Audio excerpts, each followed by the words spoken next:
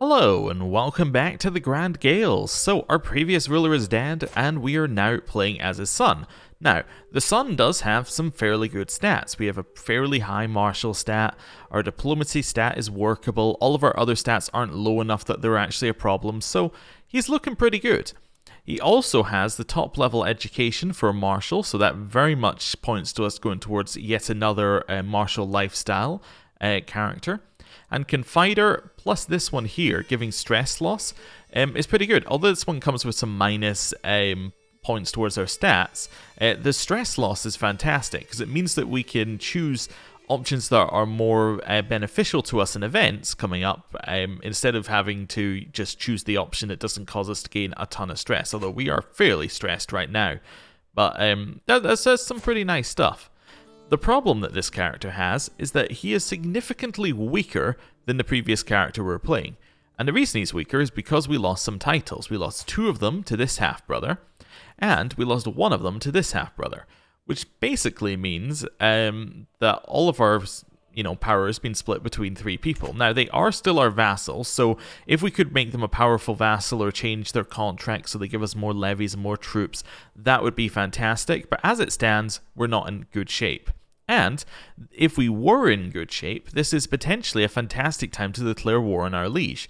So our liege has 6,600 troops, which, is more than we had and it's more than we have currently. But we could have potentially made it work with some mercenaries or something like that to get a good war on them. But we can't do anything because we're too weak.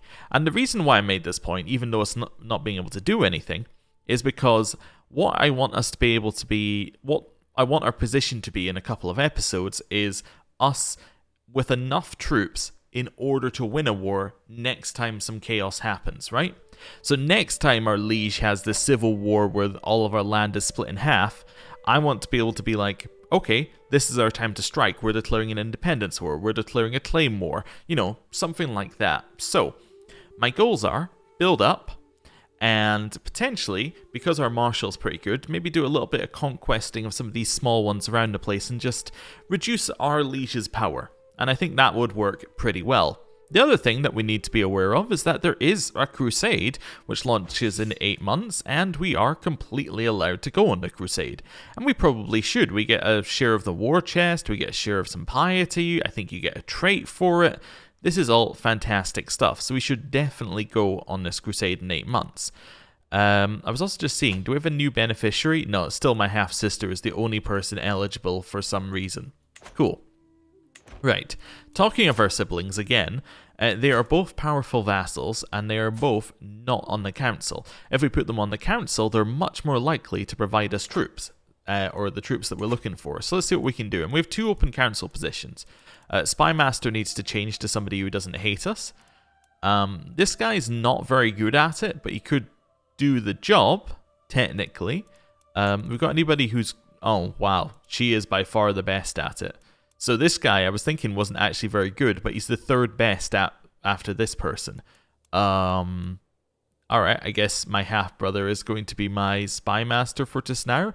I'm not a huge fan of that, but I'd rather have him in there than somebody who doesn't like us. At least having him loyal means that even if he doesn't stop any plots against us, he does at least not add to them. So, yeah, let's do that.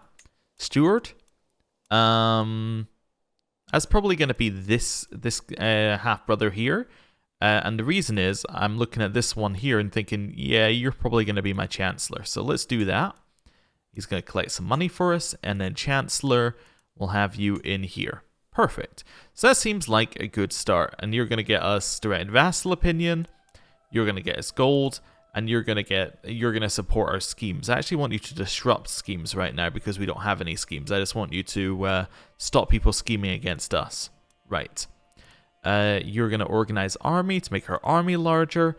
All of that seems fine. Although we could actually switch him over to train commanders. It would make us seem a little bit weaker, but it would make us stronger in the long run. Yeah, let's switch over to this for just now. I think that'll make us stronger in the long run.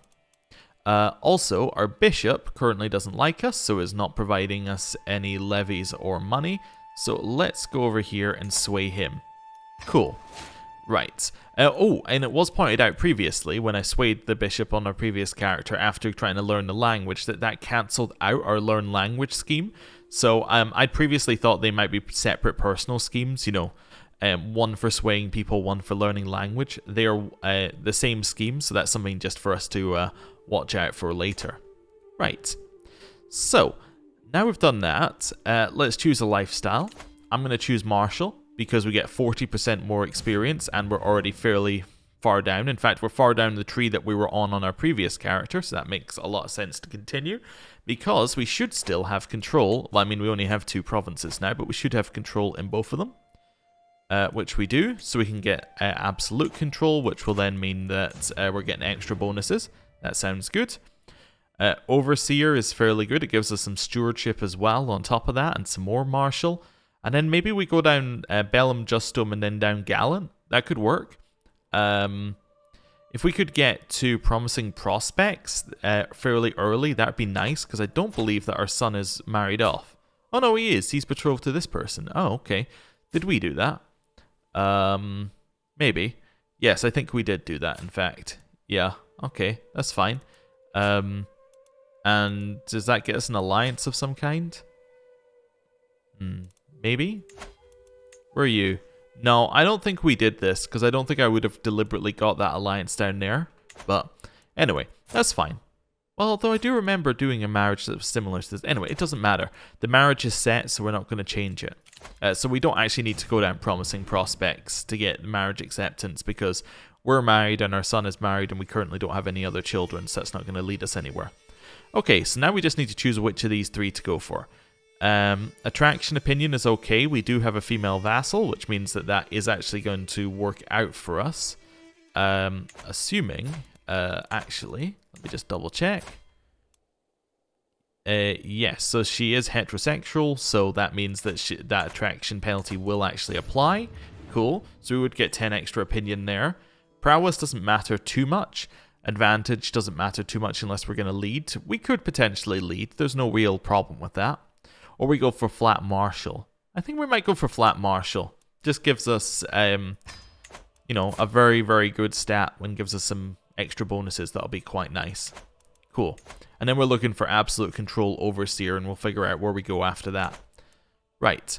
In here, what have we got? Not endorsed by our bishop. Solving. Powerful vassal expects a council position. You hate me at a -100 because of opinion of predecessor.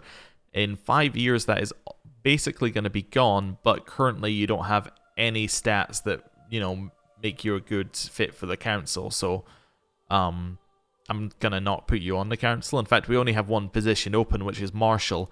We'd be taking a -26 penalty to do that, so let's not put him on there. We got 2 wars to declare. We got a war in Norway and Ulster. Okay, what are the wars? Earl Haralder's claims. Ah, so this guy has a claim on Norway. Now, this is obviously not going to work. I just want to check. So that would cost us 1,500. Oh, because it's Kingdom of Norway. But we could also declare in all the smaller ones. Okay, I'm not going to do that, but it's good to know that that exists. Then Ulster. We have Earl Haralder's claims. Okay. Now, this one's much closer. We're still not quite where we need to be, but that's, you know, that's definitely closer. Okay, we can take concubines. We probably should take more concubines to negate the prestige penalty you're currently suffering. Am I currently suffering a prestige penalty? I am. Okay, well, I should get some concubines then. Designate a guardian for my son. What education are you going for? You're going for intrigue education. Are you really? Yeah, I suppose you could. That's fine. It might be nice to mix things up a little bit. Let's see if we can find anybody who's good. I don't know whether Schemer helps. It might. I don't think it does, but it might. I'm just seeing if we have anybody.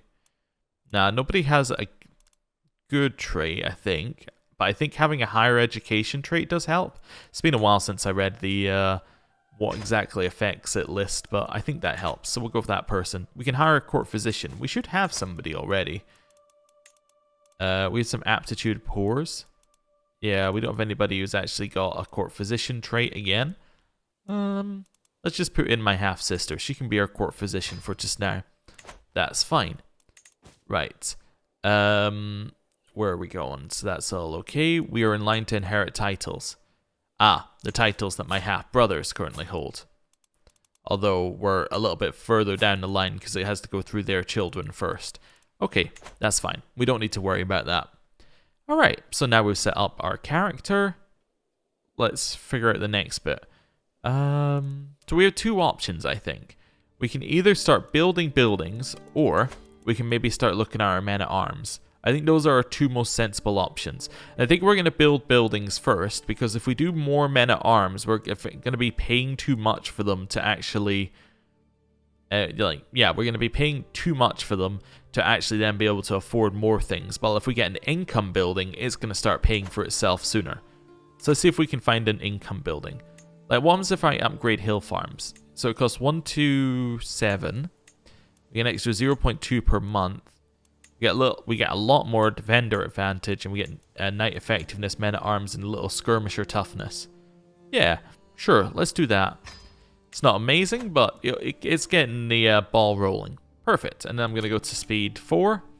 And we should probably save up the rest of the money this year for the Crusade. Or speed 5. Let's go. We have a dangerous faction. That is not a dangerous faction because it is below the line. Yeah, okay.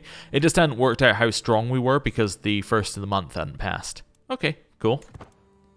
Right, we'll continue chilling.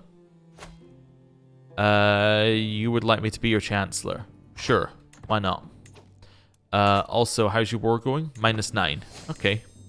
We gained a level of devotion for our faith. Nice, we're now faithful.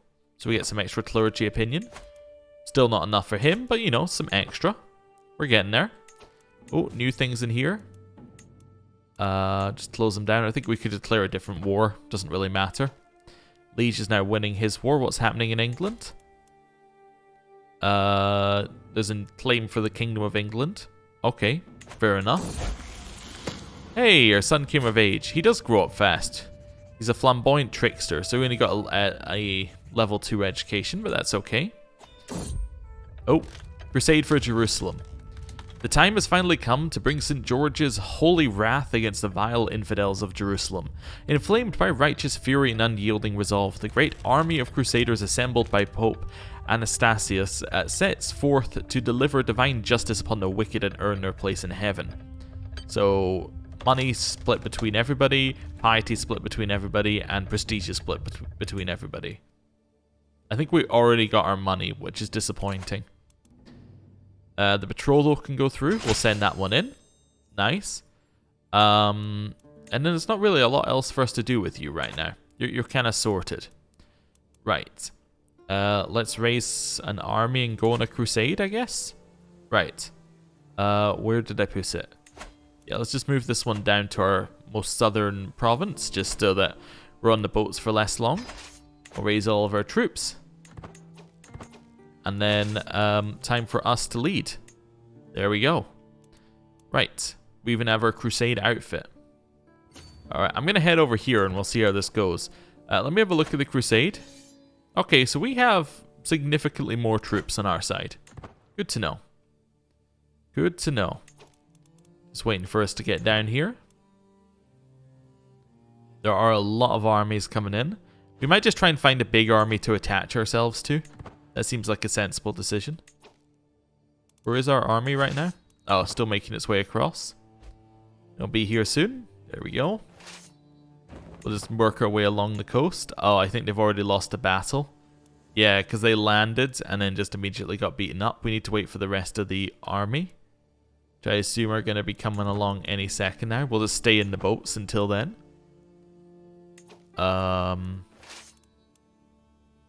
Not entirely sure where the Crusade is, but that's okay. Wow, we already have a grandchild? Okay. Lorthan. That was fairly quick. Okay, so here's the rest of the Crusade. We'll just wait for them here on the boats. I'm going to go join these guys, because they look like they're not going to die immediately. Don't really know where you're going, but that's fine.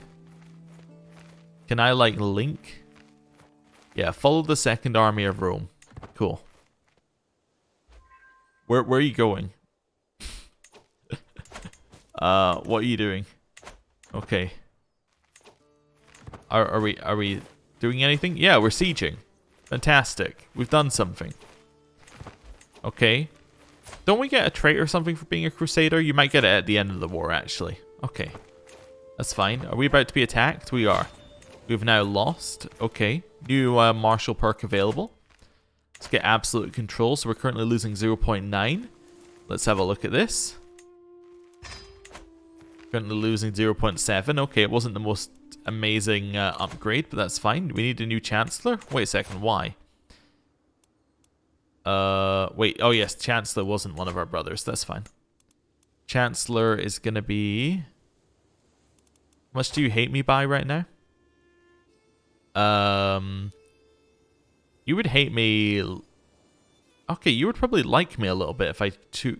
if I put you on the council. Let's try putting you on the council. Yeah, so it's minus 45. And he'll actually get another... Yeah, in 3 years' time, he'll be almost liking us. That seems good. He's not great at the job, but, you know, it seems good. So we got absolutely destroyed in the Crusade. I just want to throw that out here. My war chest share is 0%. Based on my contribution score. Well, you know, we're trying. We don't really have the same army as everybody else. Defeat. Alright then. That was a crusade, I guess. The warriors of St. George found only death and humiliation at the gates of Jerusalem.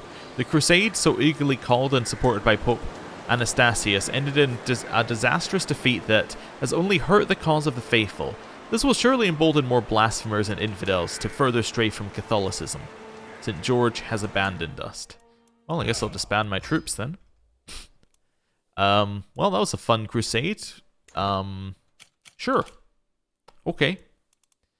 Well, I guess we'll wait for our troops to reinforce and then figure out what to do next. Hey, this guy quite likes me.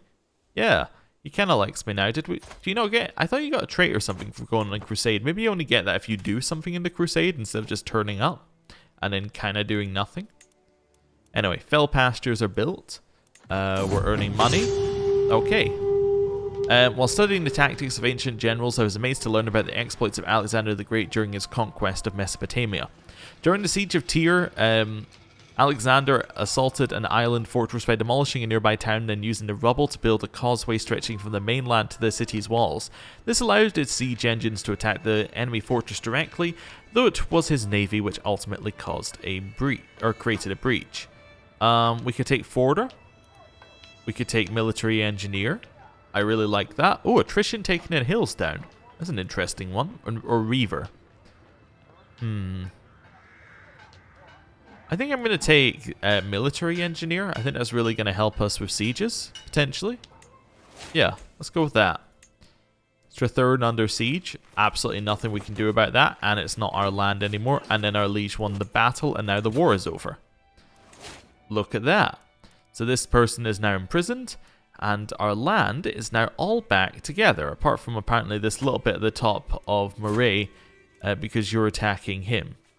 Okay. How many troops does he have? Can we join your war? Offer to join war. That seems like a no. He is not your ally. Well, you know, that's fine. I guess. Oh, a new war declared on our liege by Strathclyde. What war did you declare? A liberty war. Okay, so what they're trying to do is lower crown authority from 3 to 2. So they're trying to say that they want they want to get rid of the laws that stop them from declaring wars. I forgot it doesn't apply to us, so we're not that worried about it. Oh, apart from the fact that they immediately decided to siege our capital. Well, that seems like a good point to end the episode. Thank you for watching. I'll see you next time. Goodbye.